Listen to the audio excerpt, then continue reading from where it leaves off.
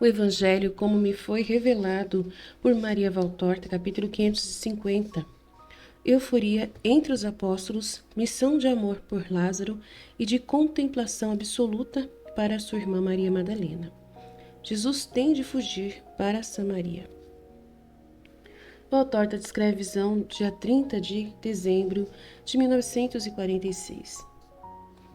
Como é bom estarmos assim em repouso entre o amor dos amigos e perto do Mestre. Nestes dias de sol que já vão mostrando os efeitos do sorriso precoce da primavera, olhando os campos que por sobre suas covas já estão mostrando o verdejar inocente das sementes que germinaram e começam a mostrar suas primeiras folhinhas, contemplando os prados que matizam o verde uniforme do inverno com seus pontos mais ensolarados, já tem os seus sorrisos, como se fossem gemas preciosas que se deixam ver examinando as amendoeiras que já estão ostentando em suas copas suas primeiras flores que desabrocham. E Jesus se alegra com isso. Alegram-se também os apóstolos e igualmente os 3 amigos de Betânia. Parece que ali eles ficam bem longe do mau humor, da dor, da tristeza, da doença, da morte, do ódio, da inveja e de tudo o que faz sofrer, de todos os tormentos e preocupações sobre esta terra. Todos os apóstolos estão exultantes e o dizem. Falam de sua persuasão, tão segura, tão triunfante, de que Jesus já venceu todos os seus inimigos, que sua missão continuará sem obstáculos e de que ele será reconhecido como Messias até pelos que são os mais teimosos em negá-lo. E falam um pouco exaltados, rejuvenescidos de tão felizes que estão, fazendo projetos para o futuro, sonhando muito e humanamente. O mais exaltado, pois sua psique que o leva sempre aos extremos, é Judas Iscariotes. Ele se felicita a si mesmo por ter sabido esperar e por ter sabido agir. Felicita-se a si mesmo por sua constante fé no triunfo do Mestre. Felicita-se por ter desafiado as ameaças do Sinédrio. Coitado, está tão exaltado que acaba dizendo até o que sempre guardou escondido de todos, diante do espanto dos seus companheiros. Sim, queriam me comprar. Queriam me seduzir com adulações, e vendo que estas não davam resultado, passaram a fazer-me ameaças. Se vocês soubessem. Mas eu lhes paguei com a mesma moeda. Fui esperto. Fingi ter amor por eles e como eles a mim tinham. Eu os lisonjeava como eles me lisonjeavam. E eu os traí como eles me queriam trair. Pois isso era o que queriam. O que eles queriam era fazer-me crer que com boa intenção estavam experimentando o Mestre para poderem proclamar solenemente o Santo de Deus.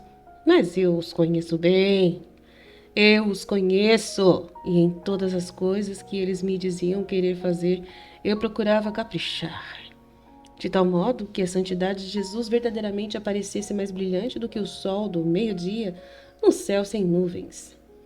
Era um jogo perigoso, aquele meu, se eles o tivessem entendido, mas eu estava pronto a tudo, até para morrer, a fim de servir a Deus no meu Mestre. E era assim que eu ficava sabendo de tudo. Sim, às vezes terá parecido para vocês que eu era um doido? Sim, um mal, um tipo intratável. Mas se tivesse sabido o que eu estava fazendo, só eu é que sei como eram as minhas noites, os cuidados que eu devia tomar para fazer o bem sem dar na vista de ninguém. Todos vós suspeitastes um pouco de mim, eu sei disso, mas por isso não tenho rancor de vocês. O meu modo de agir, sim, podia dar lugar a suspeitas, mas meu objetivo era bom. E eu só me preocupava com isso. Jesus não sabia nada disso, quero dizer. Eu creio que ele até suspeite disso. Mas eu saberia calar-me bem, sem exigir nenhum louvor dele. Calai-vos vós também. Um dia, nos primeiros tempos, quando eu já estava com ele, tu, Simão Zelotes, e tu, João de Zebedeu, estavam comigo. Ele me censurou porque eu me tinha gabado de ter um senso prático. Desde então, eu não lhe fiz mais notar isso em mim. Escondi tudo, mas continuei a fazer disso, para o bem dele. Fiz como uma mãe para o filhinho inexperiente. Ela tira os obstáculos do caminho do filho, abaixa os ramos que não têm espinhos, levanta os que podem o ferir, ou com gestos cuidadosos o leva a fazer o que ele precisa saber fazer e a evitar o mal, sem que o filhinho nem o perceba. Eu fui como essa mamãe. Ao contrário, o filho até pode ficar pensando que conseguiu sozinho por si mesmo caminhar sem tropeçar e vai colher uma bela flor para a mamãe. Ou a fazer isso, ou aquilo espontaneamente. Eu fiz o mesmo assim com o mestre, porque só a santidade dele não basta neste mundo de homens e de Satanás. É preciso também combater com armas iguais, pelo menos como homens, e de vez em quando até com uma pitada de astúcia do inferno. Mas não fica mal que seja usada misturada com as outras armas. Que nojo. Esta é a minha ideia. Mas ele não quer ouvir nem falar disso. Ele é bom demais. Pois bem, eu compreendo tudo e todos, e desculpo a todos pelos maus pensamentos que podem ter tido ao meu respeito. Agora ficai sabendo. Agora nos amamos como bons companheiros. Tudo por seu amor e sua glória.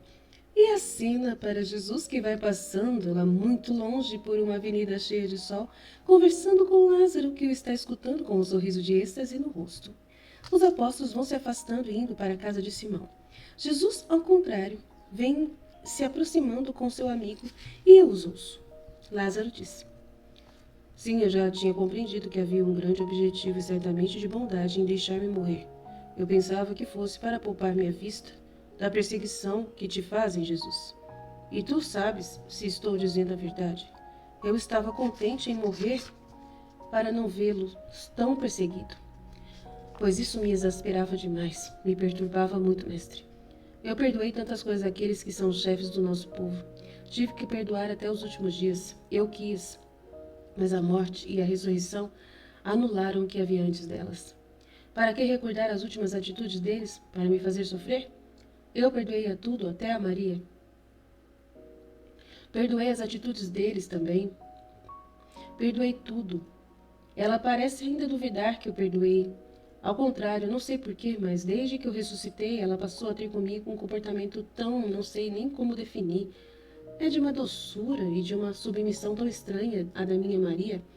Nem mesmo nos primeiros momentos, quando ela voltou para cá redimida por ti, ela era assim. Mas talvez tu saibas e me possas dizer alguma coisa sobre isso, porque Maria te diz tudo. Sabes, se aqueles que aqui vieram não a terão censurado-te mais. Eu sempre procurei diminuir a lembrança de suas faltas quando a via absorta no pensamento do passado a fim de atenuar o sofrimento dela. Ela não é capaz de ter paz. Parece estar acima de tudo o que poderia ser aviltamento. A alguns, ela até poderá parecer pouco arrependida, mas eu compreendo, eu sei. Ela faz de tudo para espiar. Creio que ela faz grandes penitências de toda sorte. Eu não me admiraria se ela tivesse por baixo de suas vestes o cilício e que suas carnes conhecessem a mordida dos flagelos. Mas o amor fraterno que eu lhe dedico e que quer amparar colocando um véu entre o passado e o presente, os outros não têm. Sabe se ela talvez tenha sido maltratada por alguém que não sabe perdoar e fica assim tão necessitada de perdão? Não sei, Lázaro. Maria não me falou disso. Ela só me disse que sofreu muito ao ouvir a insinuação dos fariseus de que eu não sou o Messias, porque não te curava e nem te ressuscitava. E ela não te falou nada de mim? Sabes, eu estava tão mal.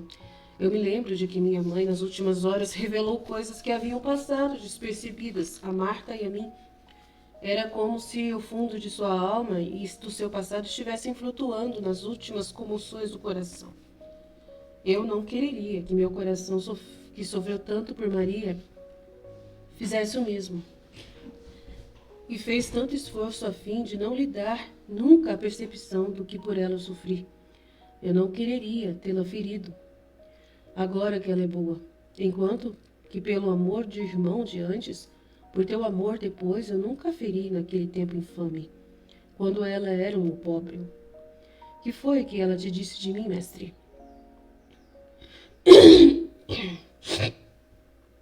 seu sofrimento por ter tido muito pouco tempo para te dar o seu amor santo de irmã e condiscípula.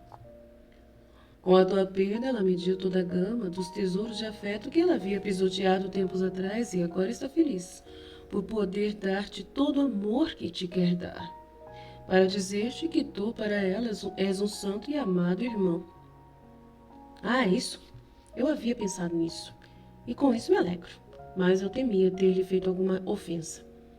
Desde ontem eu venho pensando, e venho me esforçando para lembrar, mas não consigo. Mas por que queres recordar? Tens diante de ti o futuro. O passado ficou no sepulcro, e até mesmo ficou lá. Ele foi queimado junto com as bandas fúnebres. Se é para te dar paz, eu te digo as últimas palavras que disseste às tuas irmãs, especialmente a Maria. Disseste que por Maria é que eu vim aqui, e aqui venho, porque Maria sabe amar mais do que todos. E é verdade. Tu lhe disseste que ela te amou mais do que todos os que te amaram. Isso também é verdade, porque ela te amou renovando-se por amor a Deus e a ti. Tu disseste a ela, justamente, que toda uma vida de delícias não te teria dado a alegria que tiveste pelo merecimento dela. E as abençoastes, como um patriarca abençoava seus amados filhos. Abençoaste igualmente Marta, que chamavas de tua paz. E Maria tu chamavas minha alegria. Estás em paz agora? Sim, mestre, agora estou em paz. E então, visto que a paz traz misericórdia, perdoa também aos chefes do povo que me perseguem. Porque era isso que querias dizer, que tu podes perdoar tudo, menos o mal que me fazem. Sim, mestre. Não, Lázaro. Eu os perdoo. Também tu os deves perdoar, se é que queres ser semelhante a mim. Oh, semelhante a ti não posso. Eu sou um simples homem. O homem ficou lá embaixo. O homem, o teu espírito. Tu sabes o que é que acontece à morte do homem. Não, senhor. Não me lembro de nada que aconteceu comigo. Interrompe-o com veemência, Lázaro. Jesus sorri, então lhe responde.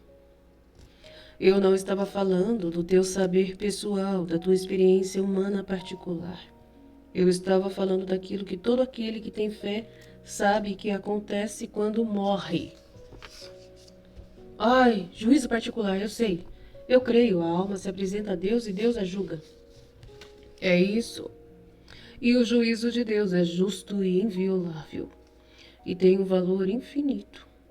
Se a alma julgada é culpada mortalmente, torna-se uma alma condenada. Se ela é levemente culpada, é mandada para o purgatório. Se ela é justa, vai para a paz do limbo à espera de que eu abra as portas dos céus.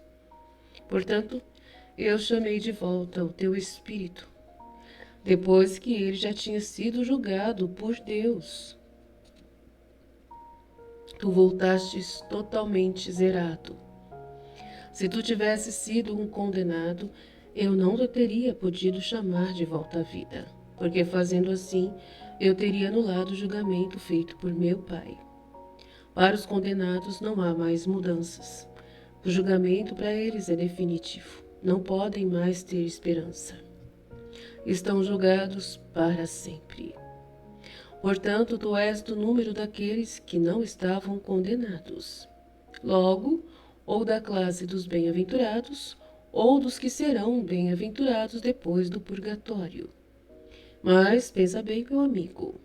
Se a vontade sincera de arrependimento que o homem pode ter enquanto ainda é homem, isto é, carne e alma, tem valor de purificação, se um símbolo rito de batismo nas águas, desejado por um espírito arrependido das sujeiras contraídas no mundo e pela carne, tem para nós hebreus valor de purificação, que valor, então, não terá o arrependimento mais real e perfeito, muito mais perfeito de uma alma já livre da carne, ciente do que é Deus, esclarecida sobre a gravidade de seus erros, iluminada sobre a grandeza da alegria que se afastou por algumas horas, ou por anos, ou por séculos, a alegria da paz no limbo, que logo será alegria do que chegou à posse de Deus, que não será a purificação dúplice, tríplice do arrependimento perfeito, do amor perfeito, do banho no ardor das chamas acesas pelo amor de Deus e pelo amor dos Espíritos, amor do qual os Espíritos se despojam de toda impureza e emergem belos como serafins, coroados por aquilo que não coroa nem mesmo os serafins, o seu martírio terreno e ultraterreno contra os vícios, e pelo amor, que será, dize tu, meu amigo, mas não sei, uma perfeição, ou melhor, uma nova criação. Isso, nasceu de novo, isso mesmo. Disseste a palavra certa. A alma se torna como nascida de novo, semelhante a um de recém-nascido. Está totalmente renovada. Todo o seu passado ficou para trás, não existe mais. O seu passado de homem. Quando cessar a culpa de origem, a alma, já sem mancha e sem sombra de mancha, será mais do que criada. Será digna do paraíso. Eu chamei de novo a tua alma, que já havia sido recriada pela vontade do bem, pela expiação do sofrimento e da morte, e pelo teu perfeito arrependimento e perfeito amor alcançados depois da morte. Tu tens, portanto, a alma de um feto inocente, de um pequenino que nasceu há poucas horas. E se és um menino recém-nascido, por que é que queres já vestir sobre essa tua infância espiritual as graves e pesadas vestes do homem adulto? Os meninos têm asas, e não correntes para o seu espírito alegre. Eles me imitam com facilidade, porque ainda não assumiram nenhuma personalidade. Eles se tornam como eu, porque sobre sua alma virgem, livre de figuras, pode imprimir-se sem confusão de linhas a minha figura e a minha doutrina. Eles têm a alma livre de recordações humanas, de ressentimentos, de preconceitos. Não há nada, e posso estar eu perfeito e independente, como estou no céu, tu que és como um recém-nascido, ou um que nasceu de novo, porque na tua velha carne o poder do movimento é novo. Não tem passado, sem sinais daquilo que foi, porque voltastes para me servir. Só por isso já deve ser como eu sou, mais do que todos. Olha para mim, olha-me bem. Espelha-te em mim. Reflete-me em ti. Dois espelhos que se olham para refletirem um no outro a figura daquilo que amam. Tu és homem e és menino. És homem pela idade, és menino pela pureza de coração. Há nos meninos a vantagem de já conhecerem o bem e o mal, e de terem já aprendido a escolher o bem antes mesmo do batismo nas chamas do amor. Pois bem, eu te digo a ti, homem de um espírito limpo pela purificação recebida, ser perfeito como é perfeito nosso Pai dos céus e como eu sou. Ser perfeito, isto é, semelhante a mim que te amei a tal ponto que me pus contra todas as leis da vida e da morte, do céu e da terra, para ter de novo na terra um servo de Deus e um meu verdadeiro amigo, e no céu um bem-aventurado, grande bem-aventurado. Eu digo a todos, sede perfeitos, e eles, a maior parte, não têm o coração que tu tinhas, digno do milagre, digno de ser usado como instrumento para uma glorificação de Deus em seu Filho. E eles não têm a tua dívida de amor para com Deus. Eu posso dizer e eu posso exigir de ti, e em primeiro lugar exijo que não se tenha rancor contra quem te ofendeu ou me ofende. Perdoa, perdoa, Lázaro. Foste imerso nas chamas acesas do amor. Deve ser amor, para não conheceres nunca nada mais que não seja o abraço de Deus. E assim fazendo, cumprirei a missão para a qual tu me ressuscitaste? Assim fazendo, sim, tu a cumprirás. Basta, Senhor, basta sim. Não tenho necessidade de perguntar nem de saber mais nada. Servir-te era o meu sonho. Se eu te servir até no nada, que é que pode fazer um doente e um morto se eu puder te servir no muito que puder fazer o que foi curado? O meu sonho estará realizado. Nada mais te peço. Que tu sejas bendito, Jesus, meu Senhor e meu Mestre, e contigo seja bendito aquele que te mandou. Bendito seja para sempre o Senhor Deus Onipotente. Vão em direção à casa, parando de vez em quando para observar o despertar das árvores. Jesus levanta um braço e apanha, alto como ele é, um raminho com flores de uma amendoeira que se aquece ao sol no muro meridional da casa. Sai Maria Madalena, que os vê e se aproxima para ouvir o que Jesus está dizendo. Estás vendo, Lázaro? Também a estas o Senhor disse: Vinde para fora. E elas obedeceram para servirem ao Senhor. Que mistério é a germinação! Parece impossível de que um tronco duro ou de uma semente dura possam sair pétalas tão frágeis e caules tão tenros, que se transformam em frutas ou plantas. Estará errado, mestre, dizer que a linfa ou germe é como a alma da planta ou da semente? Não, não é errado, porque é realmente a parte vital, não eterna nelas como é nas criadas para cada espécie no primeiro dia em que as plantas e as gramíneas passaram a existir. Mas no homem é eterna, semelhante ao do seu Criador. A alma criada, cada uma por sua vez, para cada nova criatura humana que é concebida. Mas é por ela que a matéria vive. É por isso que eu digo que só pela alma é que o homem vive. Não vive aqui somente, mas também em alhures. Vive por sua alma. Nós, hebreus, não fazemos desenhos sobre os sepulcros como fazem os gentios. Mas se os fizéssemos, deveríamos sempre desenhar não a face morta, mas a ampulheta vazia ou outro símbolo de um fim. Assim como a semente, que jogada no suco vai florescer em espiga, porque é a morte da carne que livra a alma da casca e a faz produzir frutos nos canteiros de Deus. A semente, a centelha de vida que Deus colocou em nosso pó e que se torna espiga se nós soubermos com a vontade e também com a dor tornar fértil a gleba em que a encerra. O símbolo da vida que se perpetua. Mas Maximino te está chamando. Já vou indo, mestre. Devem ser os intendentes que chegaram. Tudo estava parado nestes últimos meses. Agora eles se apressam em vir prestar minhas contas. E tu as aprovas antecipadamente porque és um bom patrão. E porque eles são bons servos. O bom patrão faz bons servos. Nesse caso, certamente, eu me tornarei um bom servo, porque te tenho como um patrão perfeito.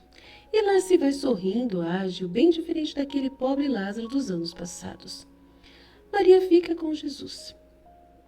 E tu, Maria, te tornarás uma boa serva do teu Senhor?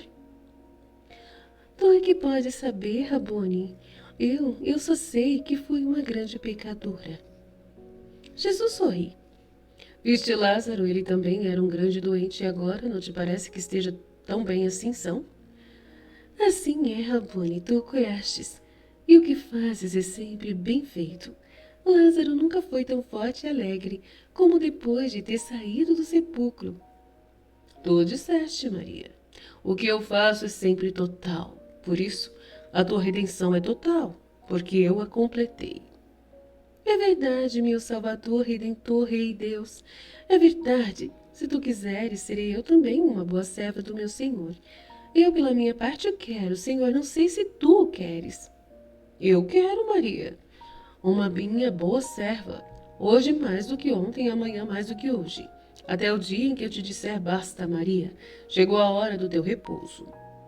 Está dito, Senhor. Eu quereria que então me chamasses, como chamaste o meu irmão para fora do sepulcro. Ó, chama-me tu para fora da vida. Não, para fora da vida não. Eu te chamarei para a vida, para a verdadeira vida. Eu te chamarei para fora do sepulcro, que é a carne e é a terra. Eu te chamarei para as núpcias de tua alma com o teu Senhor. As minhas núpcias são as virgens que tu amas, Senhor. Eu amo aqueles que me amam, Maria. Tu és divinamente bom, Rabone. Por isso é que eu não sabia ficar em paz ao ouvir dizer que eras mau, porque você não vinha. Para mim era como se tudo viesse abaixo. Que cansaço me dava ter que dizer a mim mesma: não, não, não deves aceitar essas aparências. Elas te parecem umas evidências, mas são só um sonho. A realidade é o poder, a bondade, a divindade do teu Senhor. Ah, quanto eu sofri! Quanta dor pela morte de Lázaro e pelas palavras dele. Ele não te disse nada, não te lembras? Diz-me a verdade. Não minto nunca, Maria. Ele teme ter falado, ter dito aquilo que tinha sido a dor de sua vida. E eu o pus em paz, sem mentir. E ele agora está tranquilo. Obrigada, Senhor, aquelas palavras me fizeram bem. Assim como fazem bem os cuidados de um médico que põe a nu as raízes de um mal e as queima. Elas acabaram de destruir a velha Maria. Eu fazia ainda um alto conceito de mim mesma. Agora eu meço a profundidade da minha degradação e sei que é preciso andar um pouco mais longe no caminho, por um longo caminho, e começar de novo a subir por ele. Mas eu farei se tu me ajudares. Eu te ajudarei, Maria. Mesmo depois que eu tiver ido embora, te ajudarei. Como assim, meu senhor? Aumentando o teu amor em uma medida incalculável. Para ti não há outro caminho senão este. É fácil demais pelo tanto que tenho que espiar. Todos se salvam com o amor, todos conquistam o céu, mas o que é suficiente para os outros? Os justos não é suficiente para uma grande culpada. Mas não há outro caminho para ti, Maria. Porque seja lá qual for o caminho que tomares, ele sempre será amor. Amor se fizeres o bem em meu nome. Amor se evangelizares. Amor se te isolas. Amor se te martirizas. Amor se fazes que te martirizem. Tu não sabes outra coisa a não ser amar. Maria, é a tua natureza. Chamas não podem fazer outra coisa que não seja arder. Seja que elas se arrastem no chão, queimando palhas. Seja que subam, como um abraço de esplendores, ao redor de um tronco ou de uma casa, ou de um altar para lançar-se ao céu. Cada um tem sua natureza. A sabedoria dos mestres espirituais está em saber desfrutar das tendências do homem, dirigindo-as para o caminho pelo qual elas se transformem em bem. Até nas plantas e nos animais esta é a lei. E seria tolice querer pretender que uma planta frutífera desse somente flores ou desse frutos diferentes daqueles que sua natureza é capaz de dar, ou que um animal executasse tarefas que são próprias de outras espécies de animais. Poderias tu pretender que uma abelha destinada à produção de mel se tornasse um passarinho que canta por entre as folhas assebes? Ou então que este raminho de amêndoa que está em minhas mãos, junto com toda a amendoeira da qual o apanhei, em vez de amêndoas começasse a soltar pela casca resinas odoríferas? A abelha trabalha, o passarinho canta. A mulher é mulher e o homem é homem. A amendoeira dá frutas e a árvore das resinas dá aromas. E todos trabalham, cada um no seu ofício. A mulher sendo mulher e o homem sendo homem. Assim também são as almas. E tu tens o ofício de amar. Então queima-me, Senhor, eu te peço esta graça. Não te basta a força do amor que tens? É pouca demais, Senhor. Podia servir para amar homens, não a ti que és o Senhor infinito. Mas justamente porque eu sou assim é que seria necessário um amor sem limites. Sim, meu Senhor, é o que quero, que tu coloques em mim o amor infinito. Maria, o Altíssimo, que sabe o que é amor, disse ao homem: Tu me amarás com todas as tuas forças. Não exige mais do que isso, porque ele sabe que já é um martírio amar com todas as forças. Não importa, meu Senhor, dar-me um amor infinito, para amar-te como deve ser amado, para amar-te como nunca amei. Estás pedindo-me um sofrimento semelhante a uma sarça que se queima e se consome, Maria. Ela se queima e se consome lentamente, pensa nisso. Há muito tempo que eu penso nisso, meu Senhor, mas eu não tinha coragem de te pedir. Dai-me esse amor infinito, Senhor. Jesus olha para ela. Ela está em sua frente, ainda emagrecida pelas vigílias e pela dor, modesta e simples em sua veste e no arranjo dos cabelos, como uma menina sem malícias, com o rosto pálido que enrubesce pelo desejo, com seus olhares suplicantes, ou melhor, já brilhantes de amor, jamais de um serafim do que de uma mulher. É verdadeiramente a contempladora que pede o martírio da contemplação sem restrições ou limites. Jesus diz uma só palavra depois de ter olhado bem para ela, como se estivesse medindo sua vontade. Sim. Ah, meu Senhor, que graça é morrer de amor por ti. E cai de joelhos beijando os pés de Jesus. Levanta-te, Maria. Toma essas flores, serão as das tuas núpcias espirituais.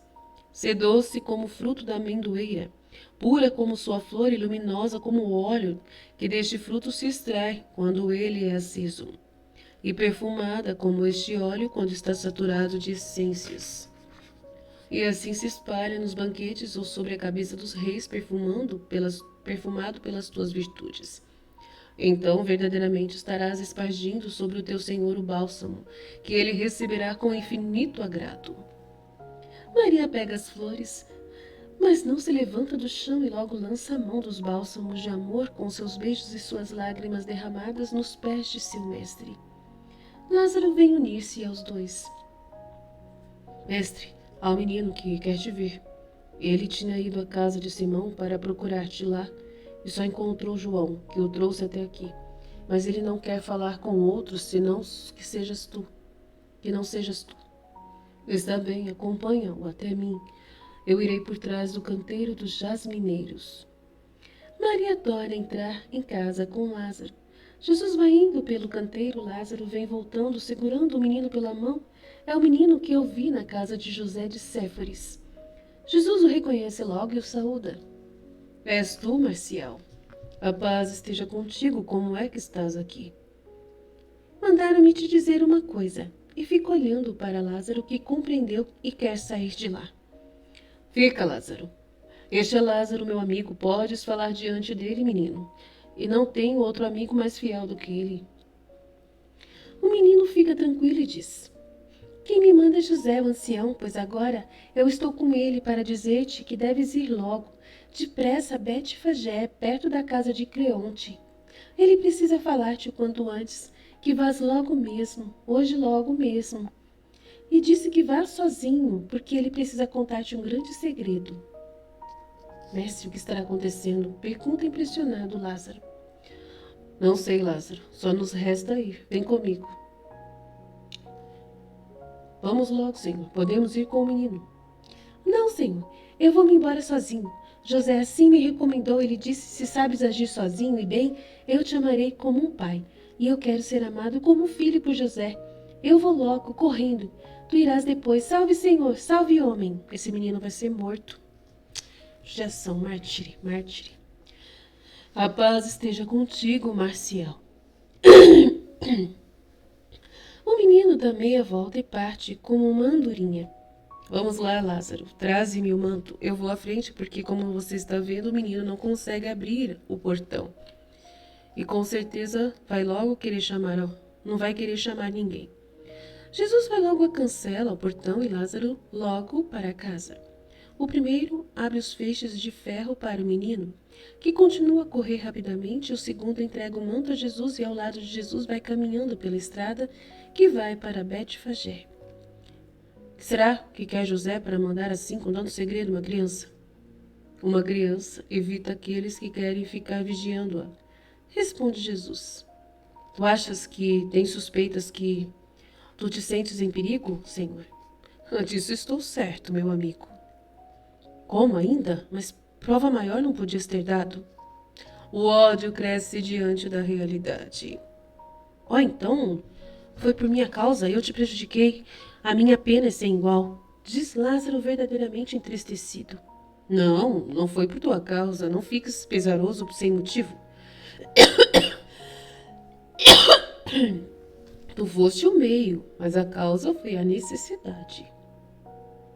Compreendes a necessidade de dar ao mundo uma prova de minha natureza divina.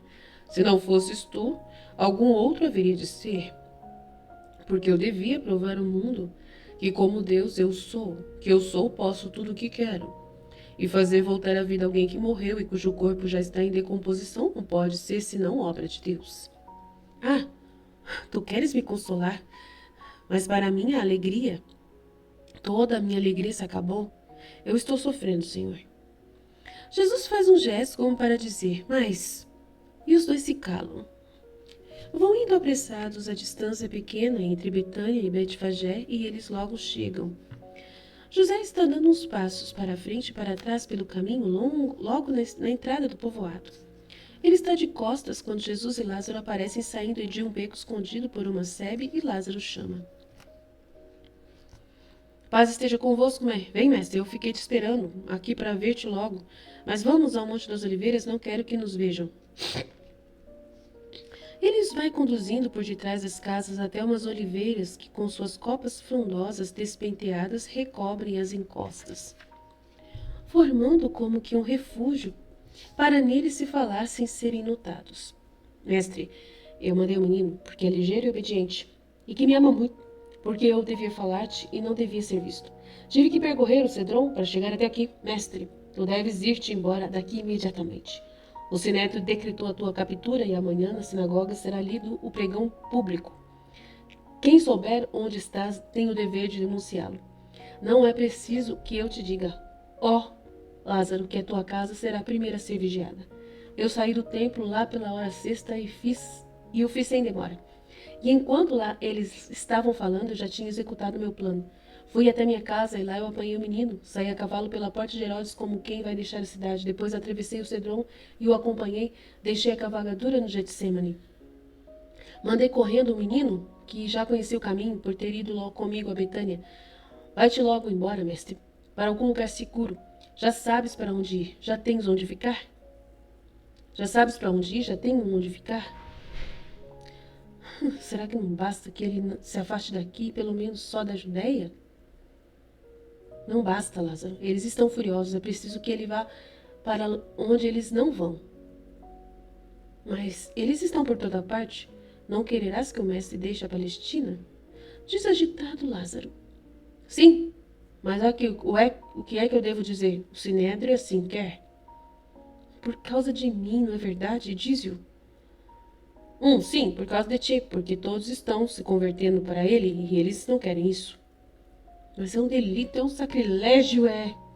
Jesus, pálido, mas calmo, levanta a mão e pondo silêncio diz: Cala-te, Lázaro, cada um faz o seu trabalho. Tudo já está escrito. Eu te agradeço, José, que não notem a tua ausência. Deus te abençoe. Por Lázaro eu te farei saber onde estou. Vai, eu abençoo a ti, Nicodemos e a todos os de coração justo. Ele o beija, se separam, voltando Jesus com Lázaro através do olival, indo para Betânia enquanto José vai para a cidade. Que farás, mestre? Pergunta angustiado Lázaro. Não sei. Daqui a alguns dias virão as discípulas com minha mãe. Eu teria querido esperá-las. Por isso, eu as acolheria em teu nome e as poderia conduzir a ti, mas enquanto isso, onde tu vais? Para a casa de Salomão? Não me parece bem. E nem mesmo para a casa dos discípulos conhecidos. Amanhã deves ir embora. E logo. Assim, eu teria um lugar, mas eu quereria esperar minha mãe. A angústia dela começaria cedo demais se não me encontrasse. Para onde irias, mestre? Para Efraim. Na Samaria? Na Samaria. Os samaritanos são menos samaritanos do que muitos outros e me amam. Efraim fica nos confins. E para causar despeito aos judeus, eles te prestarão honra e defesa. Mas espera. Tua mãe só pode vir pela estrada de Samaria ou pela do Jordão. Irei eu com os servos para uma e Maximino para os outros, com outros servos para outra. Um ou outro a encontrará. Nós só voltaremos com elas. Tu sabes que ninguém da casa de Lázaro pode trair. Enquanto isso, irás para Efraim imediatamente. Era o meu destino, que eu não pudesse gozar de tua presença, mas eu irei. Irei pelos montes de Adonim. Agora eu estou são, posso fazer o que quero.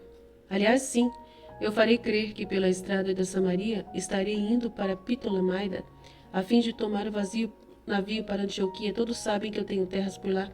Minhas irmãs ficarão em Betânia. Tu? Sim, agora vou mandar preparar 2 carros, eu irei para Jericó com eles. Depois, ao romper da aurora de amanhã, retornareis o caminho a pé. Mestre, salva-te, salva-te. Depois da excitação do primeiro momento, Lázaro cai numa tristeza e chora. Jesus suspira, mas não diz nada. Que há de dizer a ele? Eles, chegados à casa de Simão, separam-se. Jesus entra na casa. Os apóstolos, já espantados por ter o mestre saído sem dizer nada, unem-se a eles e que lhes diz: Apanhai as vestes, preparai as sacolas, devemos partir imediatamente daqui, fazei tudo depressa e de encontrar-me na casa de Lázaro. Também as vestes molhadas? Não podemos apanhá-las na volta? Pergunta Tomé. Não voltaremos, apanhai tudo. Os apóstolos se vão, falando um com o outro por meio de olhares. Jesus vai apanhar suas coisas na casa de Lázaro e saúda as irmãs que estão consternadas. Os carros já estão prontos, são carros pesados, cobertos, puxados por cavalos robustos. Jesus se despede de Lázaro, de Maximino e dos servos que para ele acorreram. Sobem para os carros que estão esperando em uma saída pelos fundos. Os condutores fustigam os animais e a viagem começa pela mesma estrada por onde Jesus veio para ressuscitar Lázaro poucos dias antes. E assim termina a visão Fiat.